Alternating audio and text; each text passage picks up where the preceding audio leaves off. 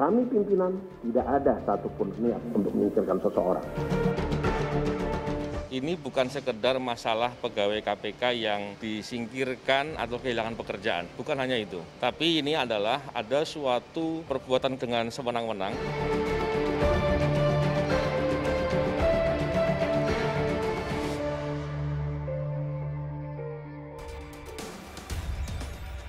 Ya, tes wawasan kebangsaan menuai polemik dan juga sorotan. 75 pegawai yang dinyatakan tidak lolos tes wawasan kebangsaan atau TWK melakukan perlawanan. Tes itu dinilai akal-akalan untuk menyingkirkan mereka. Bantahan sudah dilakukan oleh Ketua KPK Firly Bahuri, tapi bantahan itu tampaknya tidak serta-merta menyelesaikan persoalan. Bagaimana sebenarnya proses dan transparansi tes wawasan kebangsaan? Benarkah ada upaya bersih-bersih KPK dari mereka yang dikenal kerap berseberangan dengan pimpinan?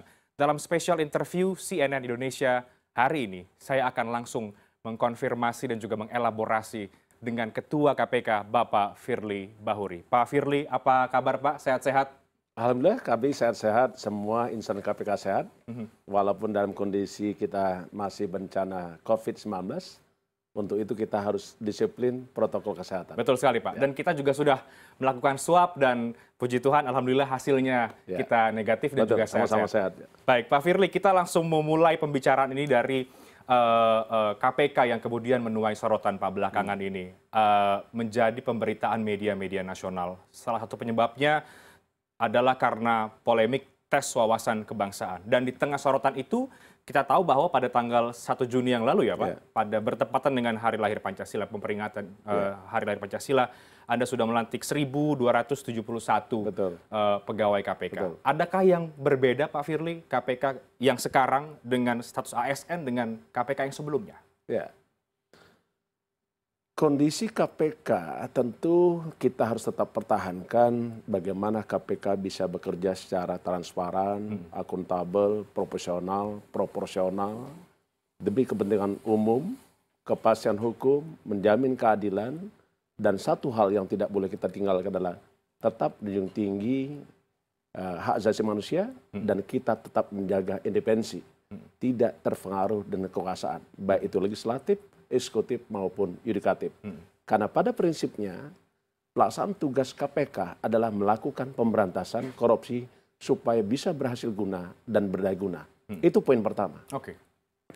Poin kedua, peralihan pegawai KPK menjadi ASN sesungguhnya ini juga adalah dalam rangka menjamin integritas kebangsaan, menjamin netralitas pegawai KPK menjadi ASN, dan juga dia tunduk tegak lurus kepada Pancasila, Undang-Undang Dasar 45, NKRI, dan pemerintah.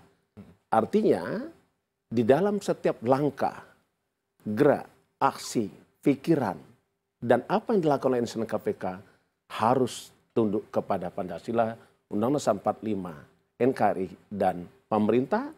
Dan yang lebih penting lagi adalah dia bekerja untuk mewujudkan Indonesia bebas dari korupsi. Saya kira itu. Baik, Pak Firly, bagaimanapun kemudian ada yang meragukan bahwa ketika sudah berubah menjadi ASN pegawai KPK, ini kan pertama kalinya ya Pak, sejak KPK berdiri ada perubahan status pegawai KPK menjadi ASN.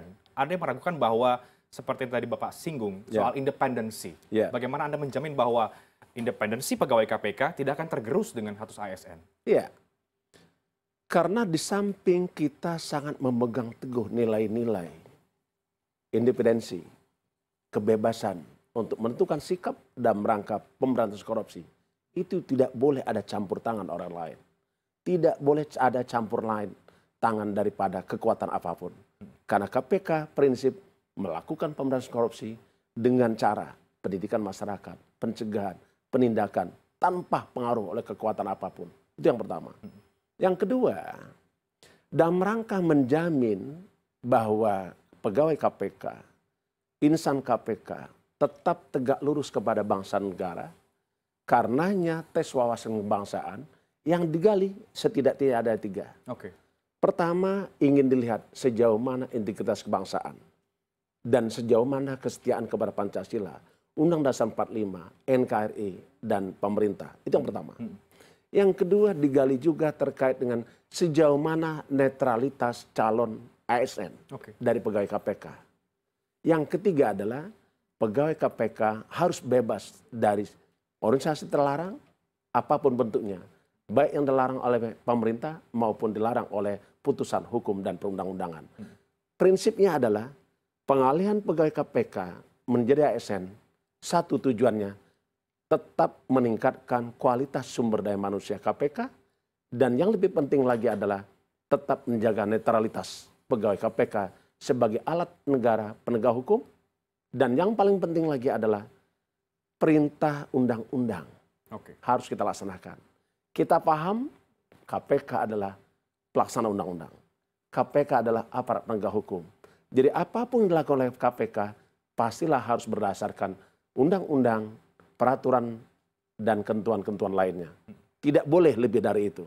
Saya kira itu. Oke, nanti kita akan spesifik bahas soal TWK, Pak Firly. Ya. Tapi sebelum ke sana, artinya Anda mau mengatakan bahwa dengan status ASN ini justru menjamin independensi dan juga netralitas KPK dibanding KPK yang dulu?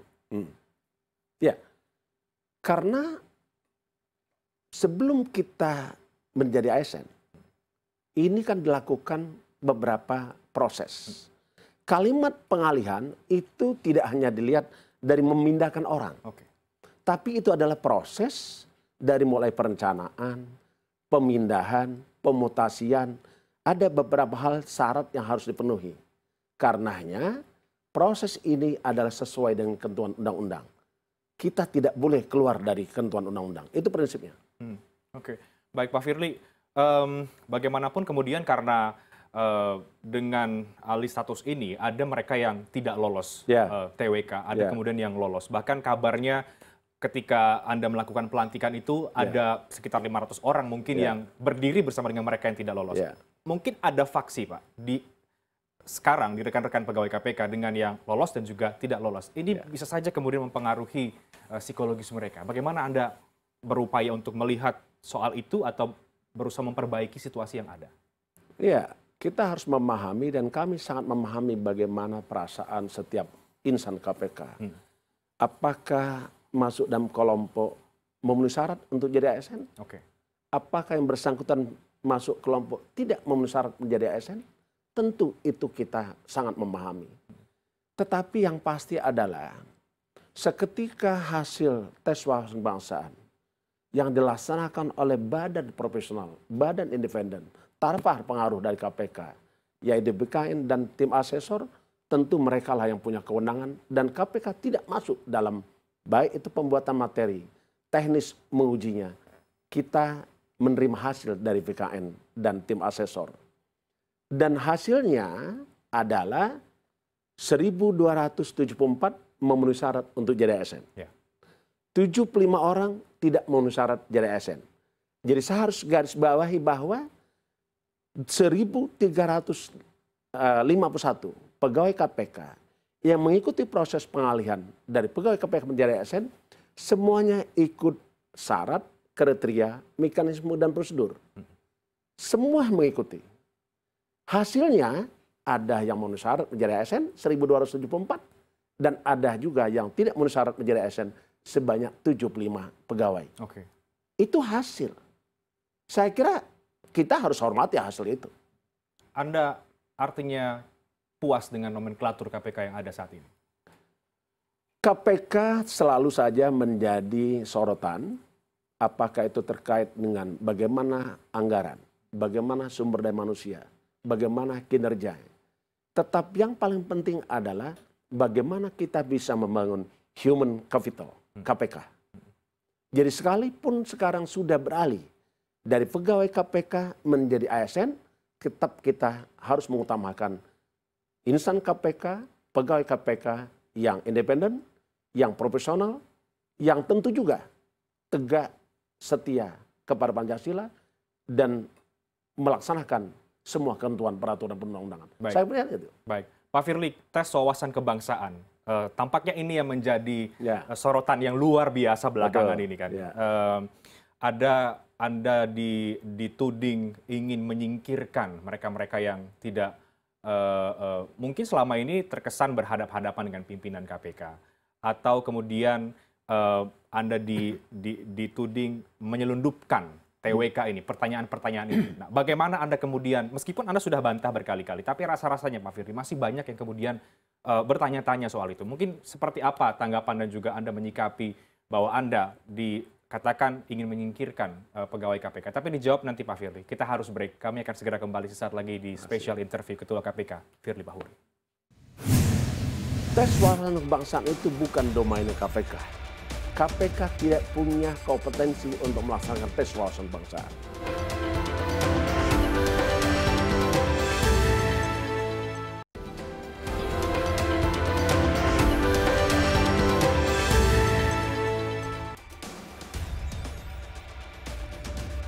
Anda kembali bersama saya Reinhard Sirait. Kita masih di special interview dengan Ketua KPK Pak Firly Bahuri. Pak Ketua, kita sekarang kemudian membahas soal tes wawasan kebangsaan ini, Pak. Yang sudah kita mention sejak awal ini menuai banyak sekali sorotan dan juga kritik mungkin dari sebagian pihak.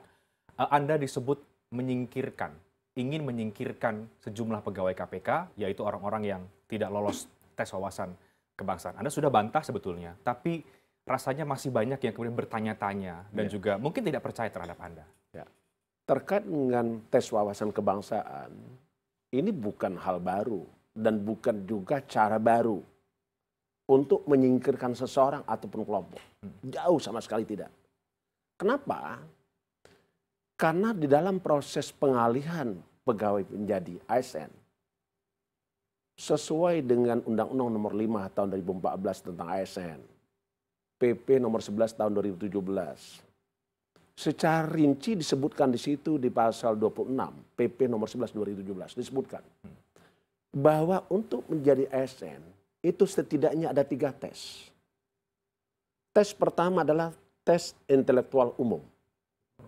Kedua adalah tes kompetensi pribadi. Yang ketiga adalah tes wawasan kebangsaan. Jadi sangat keliru, sangat berlebihan kalau disebut tes wawasan kebangsaan adalah untuk menyingkirkan orang. Kenapa? Karena mustahil dilakukan oleh pimpinan KPK atau struktur pejabat struktural KPK atau bahkan BKN sekalipun. Karena memang tidak ada kepentingan dan tidak mungkin. Kenapa itu tidak mungkin? Karena semuanya dilakukan sesuai dengan undang-undang. Tes wawasan kebangsaan disebutkan di situ. Kenapa dilakukan? Karena dari 3 jenis tes tadi, tes intelektual umum, pegawai KPK sudah laksanakan. Kita punya banknya, punya bank datanya, punya hasilnya. Tes kompetensi pribadi, punya kita. Ada datanya semua. Sehingga 2 tes pertama, tes intelektual umum dan tes kompetensi pribadi itu tidak perlukan. Yang belum adalah tes wawasan kebangsaan. Dan ini kami dapat laporan dari Sekjen dan Kepala Biro SDM. Yang memang sudah mengikuti dari awal, berkoordinasi dengan kementerian lembaga, baik itu Kementerian PAN-RB maupun dengan BKN.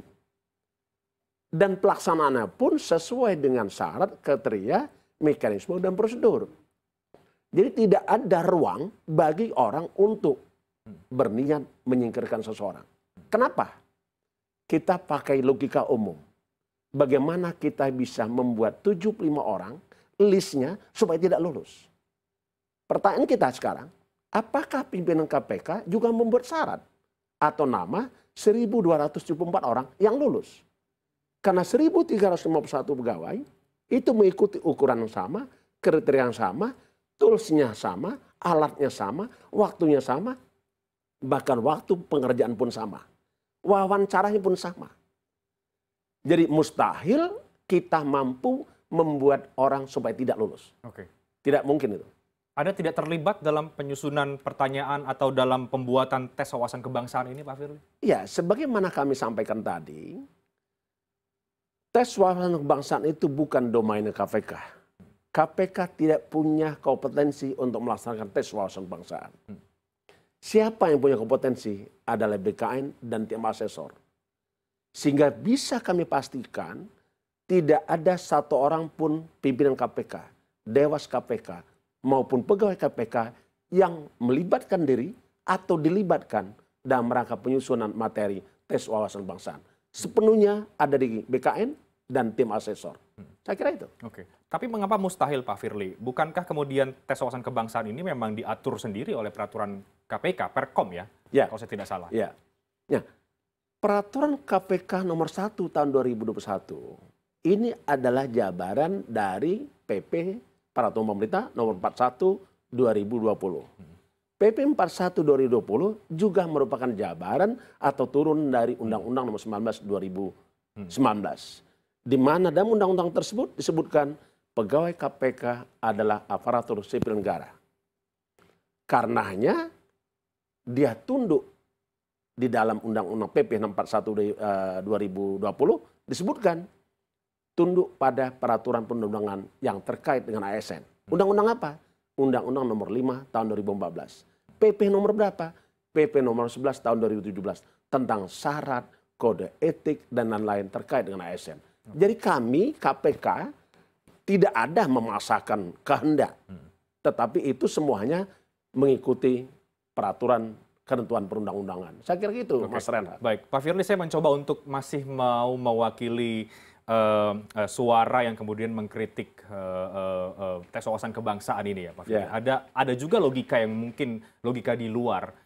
Bagaimana mungkin orang-orang yang selama ini dikenal punya rekam jejak yang baik misalnya, bahkan mendapat penghargaan dari presiden gitu ya. Justru orang-orang ini yang tidak lolos tes wawasan kebangsaan. Apakah kemudian orang-orang ini dalam tanda kutip dipertanyakan berarti soal nasionalismenya, soal seberapa Pancasilais mereka?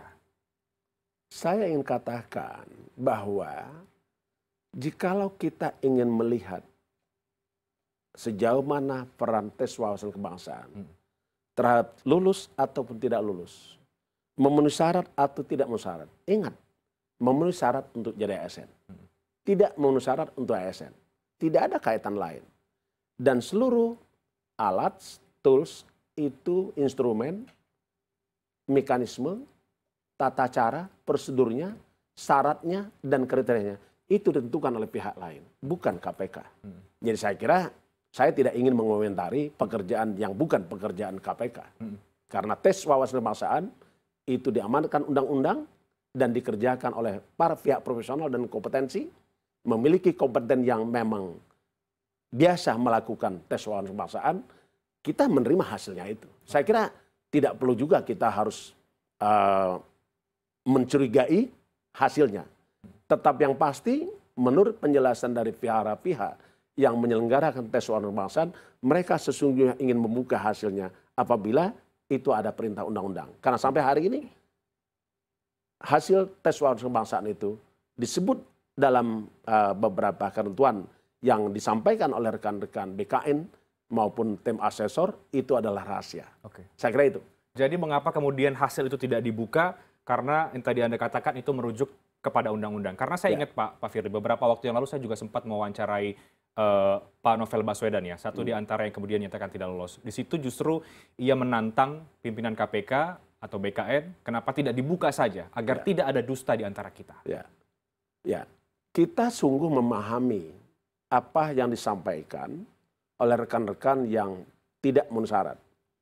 Saya ingin garis bawahi, sampai hari ini KPK tidak pernah mengumumkan nama-nama yang tidak lulus.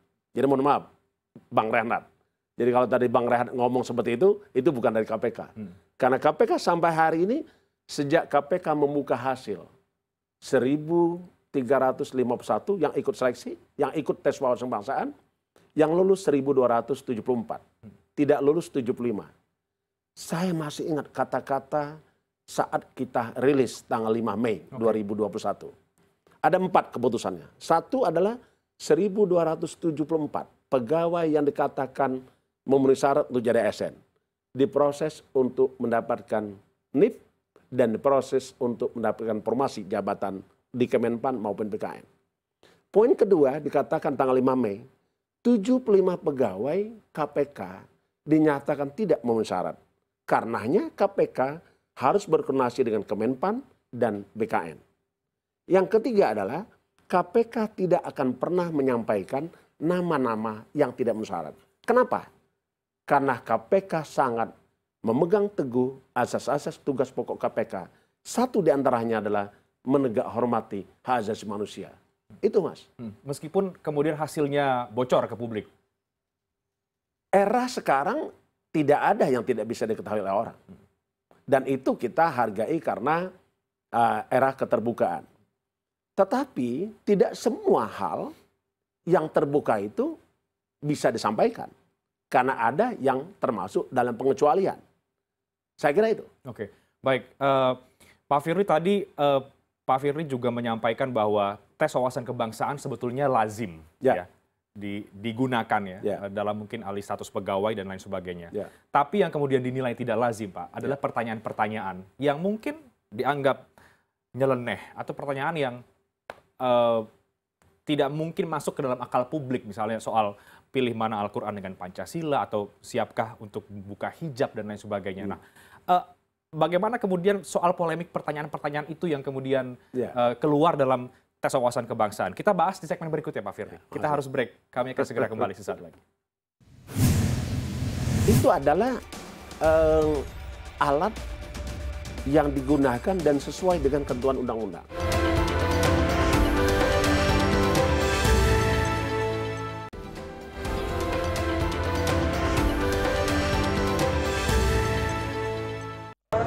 KPK selalu diganggu oleh kelompok-kelompok. Kami pimpinan tidak ada satupun niat untuk menyingkirkan seseorang. Ini bukan sekedar masalah pegawai KPK yang disingkirkan atau kehilangan pekerjaan. Bukan hanya itu. Tapi ini adalah ada suatu perbuatan dengan sewenang-wenang.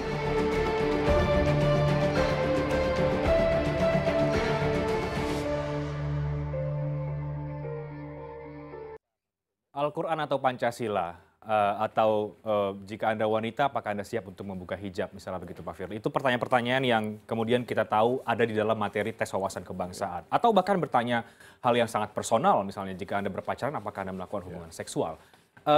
Pertanyaan-pertanyaan itu Pak Firly, apa hubungannya dengan tes wawasan kebangsaan untuk pegawai KPK? Ya. Sebelum saya merespon pertanyaan tadi, tentu saya harus garis bawahi dulu bahwa materi tes, baik itu tertulis maupun wawancara, sepenuhnya ada di BKN dan tim asesor. Oke. Tetapi mungkin saya harus sampaikan bahwa kita harus lihat proses pengalihan pegawai KPK menjadi ASN. Sebagai seorang ASN, dia akan memainkan 3 peran. Peran pertama, dia adalah pelaksanaan kebijakan publik. Jadi ASN melaksanakan kebijakan publik. Yang kedua adalah ASN melaksanakan pelayanan publik. Yang ketiga, peran ASN adalah sebagai perekat persatuan dan kesatuan bangsa. Sehingga dengan modal 3 peran ASN tadi, bisa saja membuat para asesor memperkaya pertanyaan dan pernyataan. Walaupun saya tidak ingin masuk dalam kalimat pertanyaan para asesor. Karena bukan merupakan domain KPK. Dari pertanyaan-pertanyaan tadi yang disebutkan, disitulah kemampuan para asesor ingin mengangkat apakah yang bersangkutan memiliki satu, kesetiaan kepada Pancasila, Undang-Undang 45, NKRI, dan pemerintah. Yang kedua, dia juga ingin lihat apakah calon ASN ini akan mampu melaksanakan pelayanan publik dan tunduk terhadap beberapa peraturan, bahkan segala peraturan perundang-undangan. Misalnya, selaku ASN, tentu dia tunduk kepada aturan yang dibuat oleh kelembagaan dan kementeriannya. Misalnya, ada perintah untuk menggunakan pakaian sebagaimana ketentuan yang dibuat oleh kementerian lembaga. Nah, di luar itu tentu juga dia harus melaksanakan pakaian yang diyakini oleh dia. Sehingga di saat itulah pegawai ASN memilih dengan tetap mengutamakan kepentingan bangsa negara. Karena tadi peran ASN adalah sebagai perekat persatuan dan kesatuan. Sebagai perekat dan alat pemersatu bangsa. Saya kira itu. Saya tidak ingin masuk dalam pertanyaan itu, karena itu bukan kapasitas saya untuk menjawab. Tapi apakah lazim Pak pertanyaan itu dalam sebuah tes wawasan kebangsaan? Saya tidak bisa mengatakan tidak lazim. Karena itu adalah bagaimana kriteria, bagaimana kemampuan para asesor ingin menggali apakah ini cocok memenuhi syarat untuk jadi ASN atau tidak memenuhi syarat sebagai ASN. Tapi ingat bahwa tidak hanya jawaban itu yang menentukan seseorang memenuhi syarat dan lolos dari tes wawasan kebangsaan. Tidak hanya satu kalimat itu. Karena ada instrumen lain. Sesuai dengan penjelasan paparan dari BKN dan tim asesor, tes wawasan kebangsaan itu ada 3 instrumen yang dipakai. Pertama yang dikenal dengan Indeks Moderasi Bernegara, EMB. Di dalam EMB ada beberapa materi yang terdiri dari pernyataan-pernyataan. Setiap pernyataan itu ditanyakan atau pertanyaan ditanyakan kepada individu kita yang ikut mengikuti tes. Pilihannya ada 5. Sikap kita bagaimana dengan pernyataan? Apakah setuju, sangat setuju, netral, tidak setuju, atau sangat tidak setuju? Jadi semua digali dalam Indeks Moderasi Bernegara. Itu satu hal. Hal kedua, instrumen di dalam tes wawasan kebangsaan, lagi-lagi saya ingin katakan, ini penjelasan BKN dan tim asesor. Yang kedua adalah profiling. Bagaimana lingkungan kita, lingkungan keluarga kita, aktivitas kita di dalam media, sosial, dan lain-lain. Komunikasi dan lain-lain. Itu profiling. Yang ketiga adalah terkait wawancara. Nah, Indeks Moderasi Bernegara, profiling, dan wawancara itu merupakan satu kesatuan. Yang hasilnya adalah melihat apakah memenuhi syarat menjadi ASN atau tidak memenuhi syarat menjadi ASN. Itu yang dijelaskan oleh BKN dan asesor kepada kita. Kita maksud saya pimpinan KPK, bahkan Dewas pun hadir di dalam pertemuan menerima hasil TWK tanggal 27 April 2021, terus tanggal 25 kita rapat di BKN, hadir 5 pimpinan KPK, Sekjen, Kepala Biro Hukum, Kepala Biro SDM, Inspektorat, Kementerian Lembaga, ada Kemenpan, ada Kumham, ada BKN, ada LAN, RI, ada Komisi Aparatur Sipil Negara, dan lengkap dengan para asesor. Saya kira itu. Anda mau mengatakan bahwa KPK tidak sendiri dalam membuat atau mengkonsepkan TWK ini? Iya, karena itu adalah alat yang digunakan dan sesuai dengan ketentuan undang-undang. Tidak boleh kita di luar undang-undang. KPK penegak hukum. Jadi tidak boleh dan tidak akan pernah ada sesuatu yang dibuat tanpa ada landasan hukumnya. Oke. Saya kira itu. Oke, baik. Pak Firly, Anda dilaporkan ke sejumlah lembaga, ke PGI, ke MUI, bahkan ke Komnas HAM. Anda dinilai melanggar HAM, Pak Firly, dalam tes wawasan kebangsaan. Ketika kemudian ada pemanggilan, Anda disebut tidak datang. Memang Anda juga belum datang sampai dengan saat ini. Bagaimana Anda menjawab soal pelaporan-pelaporan yang dilakukan terhadap Anda? Kami sangat menghargai apapun pendapat. Kami juga sangat menghargai hak seseorang untuk membuat laporan, penyampaian laporan.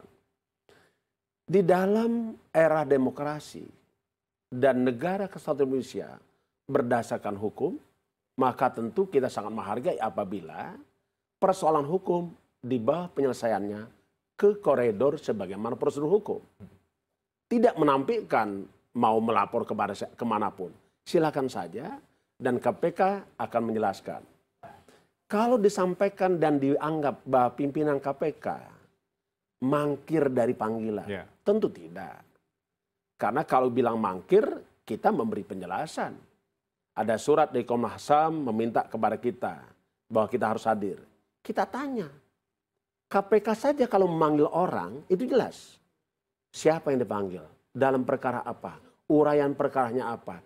Kapan dipanggilnya? Di mana tempat pemeriksaannya? Dokumen apa yang harus dibawa? Itu disiapkan. Karena tidak boleh juga kita memanggil seseorang tidak tahu kapasitasnya apa dan apa yang harus. Karena sesungguhnya kepastian hukum adalah penegak hormatan terhadap hak asasi manusia. Kita jawab, minta penjelasan. Dikirim lagi surat, juga tidak ada penjelasan. Tetapi kami sebagai aparat penegak hukum, lembaga KPK yang sangat profesional, pimpinan KPK harus sepakat, kita akan berikan penjelasan. Kepada siapa? Ke Ombudsman RI. Kita juga berikan penjelasan. Kita utus salah satu pimpinan KPK, Sekjen, dan Kepala Biro Hukum. Termasuk kalau ada panggilan di Komnas HAM, kita akan hadirkan. Tetapi tentu kita harus melihat apa yang ditanyakan. Terkait dengan masalah apa. Kalau dianggap pelanggaran, pelanggaran mana yang dilanggar.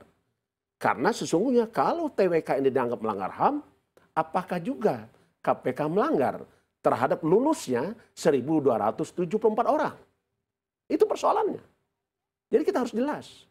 Dan hari ini, kemarin kami rapat dengan seluruh pimpinan KPK, kami putuskan bahwa KPK akan hadir memberikan penjelasan kepada Komnas HAM.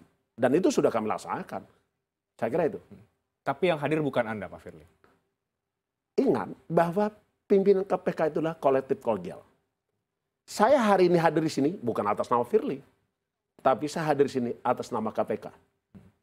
Pak Gufron datang kepada Ombudsman, bukan atas nama Pak Gufron, tapi Pak Gufron hadir di sana atas pimpinan KPK. Saya harus garis bawahi, tidak ada produk hukum, kebijakan hukum yang dibuat oleh KPK diputuskan oleh satu pimpinan. Tapi 5 pimpinan melakukan sumbangsi, peran, dan rangka pengambilan setiap keputusan. Kenapa?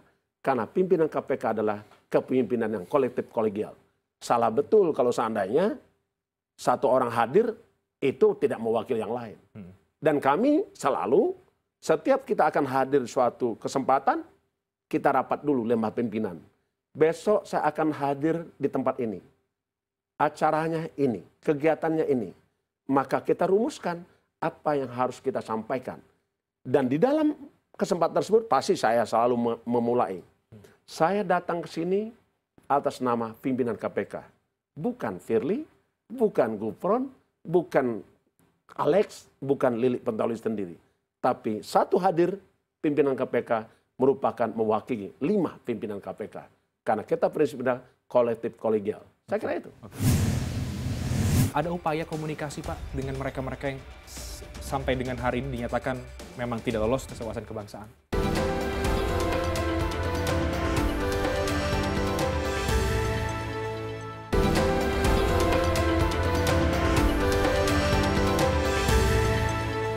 Baik, Pak Firly, beberapa yang tidak lolos ini kan mungkin adalah juga orang yang Anda kenal ya Pak? Ya. Atau mungkin anak buah Anda sebelumnya gitu Ya. kan? Karena yang kemudian juga beberapa nama itu. Mereka tampaknya begitu kecewa Pak, Ya. begitu marah, mencurigai Anda, sehingga kemudian melakukan banyak pelaporan ke sejumlah lembaga. Ada upaya komunikasi Pak dengan mereka-mereka yang sampai dengan hari ini dinyatakan memang tidak lolos tes wawasan kebangsaan? Sejak awal kita selalu membahas persoalan-persoalan KPK dengan seluruh pimpinan dan pejabat struktural. Sampai akhirnya kita putuskan dan itu adalah keputusan bersama. Sama dengan halnya komunikasi dengan para individu pegawai KPK. Sejak kami menerima hasil tes wawasan kebangsaan, walaupun belum kita buka, itu kita terima tanggal 27 April 2021. Tanggal 28 April, 5 pimpinan KPK, ditambah dengan Sekjen, ditambah dengan Biro Hukum, Biro SDM, kita rapat. Walaupun kita belum tahu siapa yang akan lulus, siapa yang tidak lulus. Tapi kita sudah bicarakan. Yang lulus nanti prosesnya adalah ASN. Maka kita harus meminta formasi ASN kepada Kemenpan. Karena regulasi Menpan yang atur. Selanjutnya KPK juga meminta surat penetapan tentang nomor induk pegawai ke BKN. Berapa lama waktunya? Kapan dikerjakannya, kapan pelantikan, semuanya proses. Semuanya ada terjadwal. Jadi tidak ada yang dadakan, Mas. Begitu juga dengan nasib yang 75. Tidak memenuhi syarat. Itu pun kita pikirkan. Dan kita sudah melakukan upaya-upaya bagaimana kita bisa memberikan kesempatan kepada rekan-rekan yang 75. Karenanya tidak ada sampai hari ini kita menonaktifkan atau memberhentikan seseorang dari 75 itu. Oke, meskipun mereka tidak lagi dibebas tugaskan dari tugas dan tanggung jawabnya, itu bukan definisi menonaktifkan itu Pak Firly? sangat berbeda. Itu dilakukan berdasarkan hasil keputusan rapat tanggal 5 Mei 2021. Saya ingat betul. Itu dihadiri oleh 5 pimpinan KPK, 5 dewas KPK, dan pejabat struktural KPK, baik eselon 1 maupun eselon 2.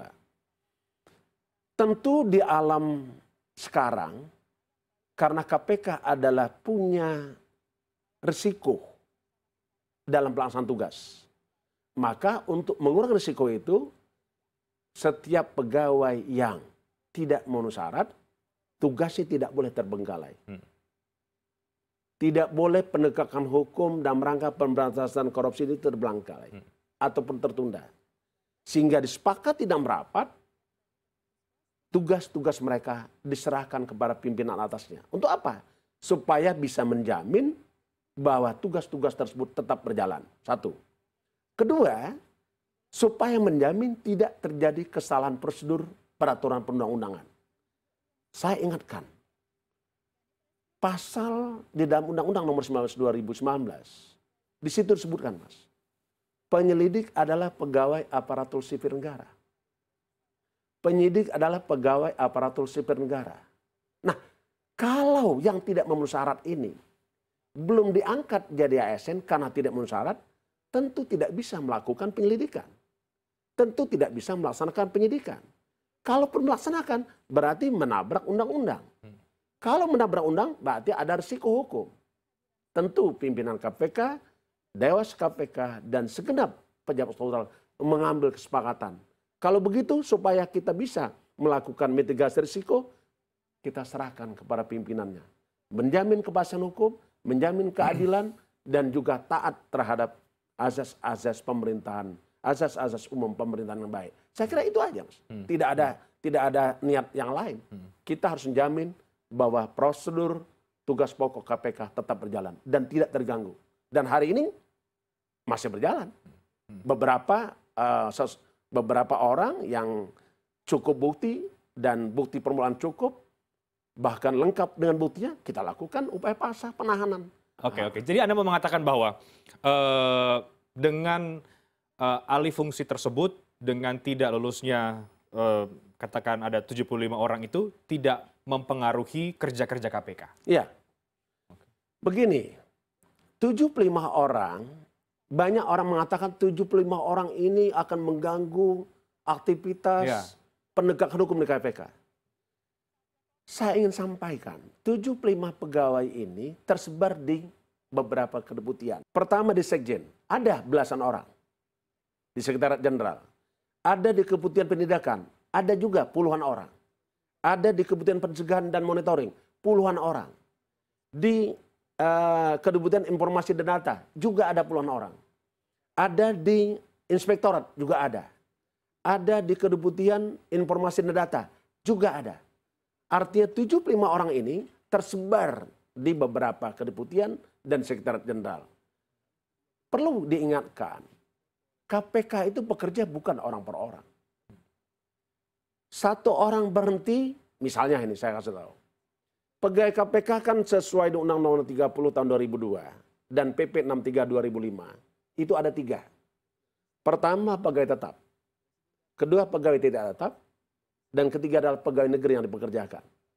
Pegawai negeri yang dipekerjakan kan bisa pulang dia. Karena habis masa kerja. Masa misalnya 4 tahun, 2 tahun. Habis. Kan pulang kembali kepada kementerian asal. Apakah pekerjaan berhenti? Kan tidak. Itu membuktikan bahwa pekerjaan KPK tidak tergantung kepada individu orang per orang.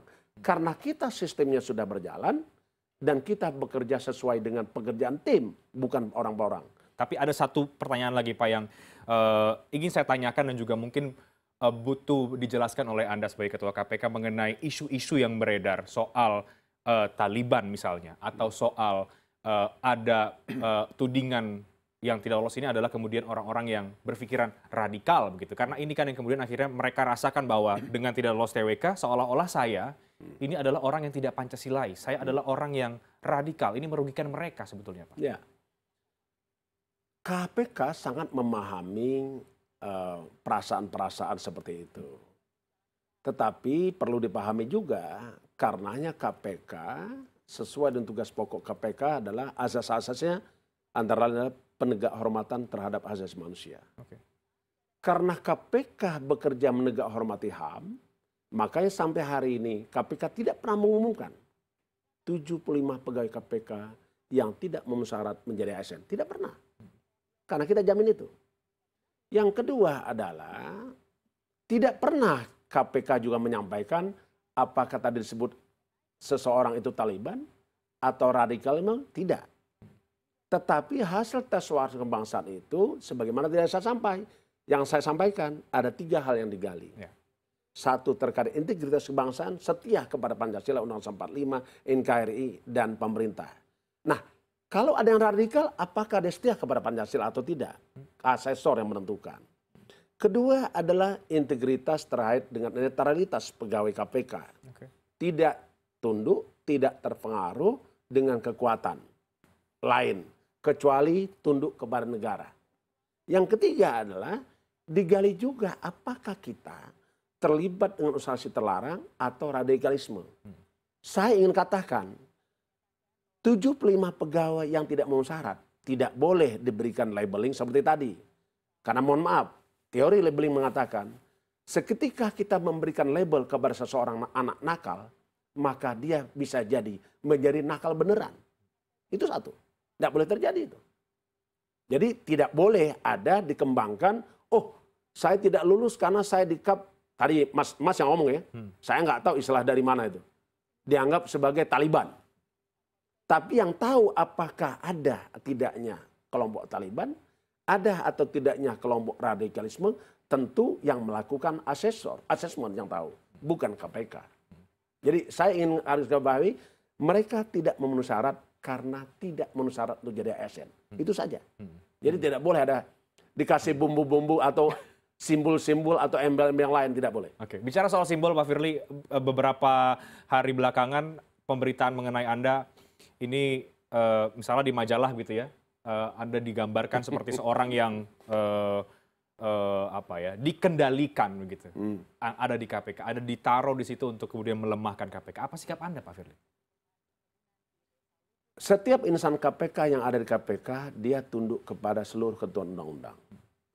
Dia tidak boleh masuk dalam jebakan persepsi, apalagi itu asumsi atau halusinasi. Tidak boleh. Tetapi orang boleh saja berhayal. Oh, ini datang ke sini ditugaskan karena ada kekuasaan, ada yang lebih besar. Saya ingin pastikan bahwa saya, pimpinan KPK, insan KPK, bukan orang titipan di KPK. Karena dia ikut tes, ikut seleksi atas kemauannya sendiri. Tidak ada itu.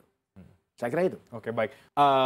Bagaimana kemudian agenda pemberantasan korupsi ke depan? Apa yang menjadi fokus Anda dan bagaimana dengan nasib perkara-perkara besar? Karena ada kekhawatiran, Pak, bahwa dengan tes wawasan kebangsaan yang tidak meloloskan 75 pegawai yang memegang sejumlah perkara besar, ini akan tidak berlanjut lagi pemberantasan korupsinya. Bagaimana soal agenda itu ke depan? Kita harus break, Pak Firly. Kami akan segera kembali sesaat lagi.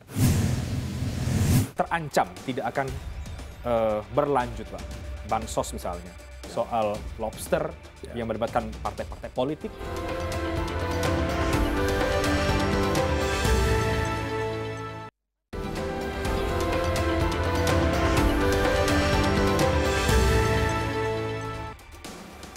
Kembali di spesial interview bersama dengan Ketua KPK Firly Bahuri. Sudah banyak tadi Pak Firly yang kita tanyakan ke Anda. Kami konfirmasi, Anda juga sudah menjawab mungkin berbagai kontroversi ya. Sekarang kita kemudian ingin tahu Pak, bagaimana strategi pemberantasan korupsi ke depan KPK di bawah Anda. Tidak sedikit kemudian yang meragukan, bahkan menyebut performa KPK di bawah Firly Bahuri justru turun begitu. Nah, akan seperti apa Pak KPK yang Anda nahkodai ini bersama dengan pimpinan yang lain ke depan dalam agenda pemberantasan korupsi misalnya?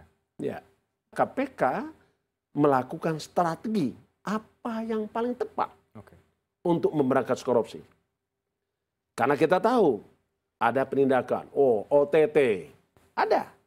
Saya harus sampaikan OTT ini adalah pribadona rekan-rekan media. Kapan gitu, siapa yang akan OTT? Tetapi Kalau kita ingin memberantas korupsi tidak cukup dengan hanya OTT, walaupun itu adalah alat. Operasi tangkap tangan itu adalah salah satu alat untuk memberantas korupsi. Tapi masih banyak alat dan instrumen lain. Kita ambil contoh. Satu, kita lakukan strategi dengan cara pendidikan masyarakat. Apa yang dikerjakan oleh KPK dalam rangka Dikmas, pendidikan masyarakat? KPK melakukan membangun pemahaman kepada masyarakat, penyelenggara negara, partai politik, para BUMN, pelaku usaha, swasta, negara, daerah, supaya mereka memahami bahayanya korupsi sehingga timbul antibodi, yaitu budaya anti korupsi. Oke. Mereka katakan say no to corruption. Bukan hanya kiasan, bukan hanya slogan, tapi betul-betul timbul dari keinginan pribadi, keinginan kelompok untuk tidak melakukan korupsi. Oke. Itu yang pertama. Jadi orang sadar, janganlah, tidak maulah jadi korupsi. Dikasih uang, kembalikan. Tidak boleh. Ini pelayanan publik, ini gratis. Free of charge. Itu yang kita bangun. Berapa banyak yang kita bangun? Kalau itu sukses berhasil, maka tidak akan pernah orang melakukan korupsi. Sebagai wartawan kami juga harus mengkonfirmasi dan juga menanyakan kepada Anda karena ada khawatiran Pak bahwa perkara-perkara besar yang melibatkan big fish ya mungkin ya bahasanya yang kemudian dipegang oleh orang-orang yang tidak lolos tes wawasan kebangsaan itu terancam tidak akan berlanjut Pak. Bansos misalnya soal lobster yang melibatkan partai-partai politik atau sejumlah perkara-perkara yang lain. Apakah Anda bisa menjamin itu akan tetap berlanjut Pak Firly? KPK ini kan bekerja secara profesional, bukan tergantung kepada orang per orang. KPK bekerja dengan sistem. Tidak ada perkara yang terbengkalai. Tidak ada suatu perkara yang tidak tertangani. Kenapa? Karena dia sudah punya sistem. Kita bisa lihat perkara mana yang belum selesai, perkara mana yang seharusnya segera diselesaikan, tapi belum selesai, ada semua aktivitasnya. Karena sistemnya terbangun. Misalnya, kita lihat dari fakta penyelidikan. Dari fakta penyidikan. Itu setiap penyidik bekerja sama dengan tim. Dan semuanya membuat laporan. Digelar perkara, diekspos di kedeputian, diekspos di pimpinan. Jadi walaupun deputinya ganti, pimpinan ganti, pegawai ganti, tapi sistem itu tetap jalan. Karenanya KPK punya fokus. Satu, KPK ingin menyelesaikan seluruh perkara yang menjadi tunggakan KPK. Yang kedua adalah kita pun tetap melakukan pemetaan daerah-daerah rawan korupsi. Misalnya korupsi di bidang tata bisnis dan niaga, korupsi di bidang sumber daya alam, korupsi di bidang praktik-praktik kegiatan politik, korupsi di bidang reformasi birokrasi dan penegakan hukum. Terakhir adalah korupsi di bidang pelayanan publik. 5 area fokus area ini merupakan daya ungkit yang bisa kita lakukan supaya tidak terjadi korupsi. Karena menyangkut hak-hak orang banyak. Saya kira itu, Mas. Jadi Anda mau mengatakan dengan tidak adanya orang-orang yang memegang perkara itu tidak akan mengganggu kasus tersebut di KPK? Saya ingin pastikan semua perkara tetap berjalan dan ditangani. Jadi apakah tadi disebut dengan perkara di bantuan sosial, perkara yang terkait dengan ekspor tadi benur. KPK bekerja profesional berlandaskan bukti permulaan cukup dan bukti yang cukup serta kecukupan bukti. Kenapa? Karena KPK pekerjaannya nanti diuji di pengadilan. Dalam pasal 183 KUHP disebutkan hakim dapat memutus suatu perkara berdasarkan keyakinannya dengan sekurang-kurangnya 2 alat bukti. Sehingga kalau sudah ada alat bukti setidak-tidaknya pasti itu akan diselesaikan oleh KPK. Jadi orang boleh saja berganti tapi pekerjaan pemberantasan korupsi tidak pula berhenti. Orang boleh saja pindah tetapi pekerjaan pemberantasan korupsi tetap berjalan. Dan tetap kita korbankan ke seluruh penjuru Indonesia. Jadi kami pastikan, kami jamin bahwa perkara-perkara yang belum selesai, berikan laporan kepada kami, kritisi kami, sehingga kami akan selesaikan. Jadi saya kira itu, Mas. Ketua KPK menjamin perkara akan tetap berlanjut apapun yang terjadi, kira-kira begitu. Baik, terima kasih banyak Pak Firly Bahuri, Ketua Komisi Pemberantasan Korupsi sudah meluangkan waktu untuk CNN Indonesia. Sehat selalu Pak, kita akan kawal bersama sebagai media, sebagai wartawan kita kawal seperti apa kemudian kinerja-kinerja KPK dan tadi soal perkara-perkara yang Anda pasti dan Anda jamin akan tetap berlanjut. Sehat selalu Pak Firly Bahuri, Ketua KPK. Demikian spesial interview saya bersama dengan Ketua KPK Firly Bahuri. Dialog tadi semoga bisa menjawab sejumlah pertanyaan publik terhadap situasi dan juga polemik yang terjadi di tubuh KPK. Saya Renhat Sirait pamit, terima kasih. Sampai jumpa.